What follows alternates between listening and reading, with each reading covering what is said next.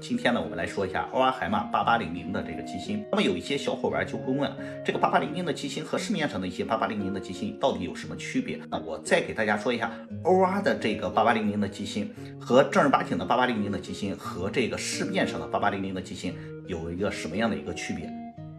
那大家可以看到啊，这个地方呢就是一个避震夹板，在这个地方呢有个单桩啊，单桩这个地方它有一个什么呢？它是一个空的啊，是一个空的，在这个地方有个螺丝，这个地方也是个螺丝，这个地方螺丝是卡这个地方的啊，它是一个空的。那么市面上的这些有的它是没有这个螺丝的啊，没有这个螺丝的就完全不对啊。有这个螺丝，首先呢这个地方是空的，这是欧阿新的一个机子。我在最早以前的时候给大家说过啊，这个地方月牙位呢。它是正儿八经的这个8800机芯啊，在这个地方有一个小黄轮啊，就是你可以看得到的一个小黄轮。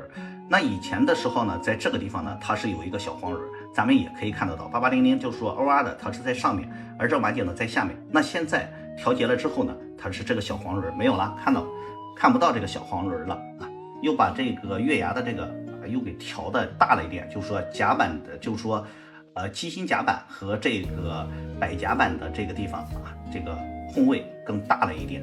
像现在呢，欧阿对这个机芯呢做了一个2次的一个调节和提升啊。像最早以前我看的这个真假的时候，就在这个地方去看就可以了。那么现在呢，看这些地方是不好看了。那么专业的修表师傅如何做到啊？他在这个不拆机的情况下看出它的真假？那其实也很简单，就看它的平震。